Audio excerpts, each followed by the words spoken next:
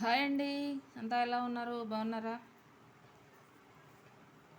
ఈరోజు మా వారి ఫ్రెండ్స్ అయితే ఆయన కోసం జున్ను పాలు తీసుకొచ్చారు. మేమైతే ఎలా చేసుకుంటామో చూపించిన చూడండి. మిరియాలు మెత్తగా దంచేసాను. మిరియాలు ఎంత ఎక్కువ వేసుకుంటే అంత బాగుంటుందండి. జున్ను పాలకి వాతం ఉంటుంది కదా, జున్ను అంటే వాతం లేకుండా ఉంటుంది అనమాట మిరియాలు ఎక్కువ వేసుకుంటే.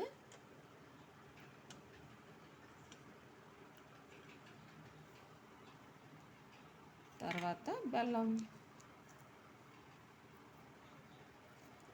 బెల్లం కూడా దంచేసాను. మనకి స్వీట్ ఎంత కావాలో అంత వేసుకోవడమే. కొంతమంది తక్కువ ఇష్టపడతారు, కొంతమంది ఎక్కువగా ఇష్టపడతారు కదా. ఈ బెల్లం మొత్తం ఈ పాలల్లో కరిగే వరకు ఉంచేసి కొంచెం కరుగుతున్న తర్వాత మనం ఆవిరికి పెట్టేస్తాం కదా. మామూలుగా అయితే ఇడ్లీ పాత్రలో అయినా పెట్టేసుకోవచ్చు. కాకపోతే ఈ గిన్నె కొంచెం పెద్దది తీసుకున్నాను కాబట్టి నేను వేరే గిన్నెలో పెట్టుకుందాం అనుకుంటున్నాను. చూడండి, ఇలా కలిపేసేసుకోవడమే. కొంచెం పాలు వేడెక్కిన తర్వాత అయినా బెల్లం కరిగిపోయింది అనుకోండి, పెద్ద ప్రాబ్లం ఏం కాదు. ప్రస్తుతానికైతే నేను ఇలా పెట్టేసేసి మధ్యలో కదుపుతానమాట.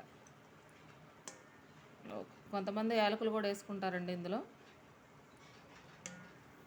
నాకు తెలిసి యాలకుల కన్నా కూడా మిరియాలంటేనే బాగుంటుందన్నమాట. ఎంత ఎక్కువ ఉంటే మిరియాలు అంత బాగుంటుందన్నమాట. ఓకే అండి, ఇదిగోండి ఇలా పాత్ర ఇలా పెట్టేసుకొని అందులో వాటర్ పోసాను చూడండి. వాటర్ మరుగుతున్నాయి, అందులో ఈ గిన్నె పెట్టేస్తాను.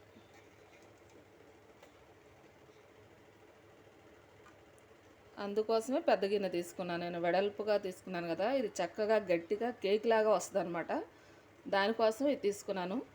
లూజ్ జున్ను కాదండి, గట్టి జున్ను. మీకు రెడీ అయిన తర్వాత చూపిస్తాను. దీని మీద ఒక మూత పెట్టేసుకుందాం. ఒక 15 మినిట్స్ ఉంటే రెడీ అయిపోతుంది. రెడీ అయిన తర్వాత మీకు చూపిస్తాను మళ్ళీ. హాయ్ అండి, చూడండి జున్ను రెడీ అయిపోయింది. ఈ ముక్కలు కనిపిస్తుంది ఏంటా అనుకుంటున్నారా? నేను మధ్యలో ఒక దూల పని చేశానండి. కొంచెం రెడీ అవుతున్న టైంలో నేను కదిపాను, అందుకే అలా వచ్చిందనమాట.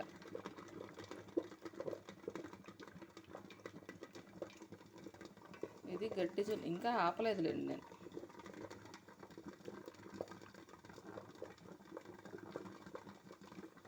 గట్టి జున్ను అనమాట. గట్టి జున్ను రెడీ అవుతుంది. నేను చేసిన చిన్న మిస్టేక్ వల్ల ఇలా ఉందన్నమాట.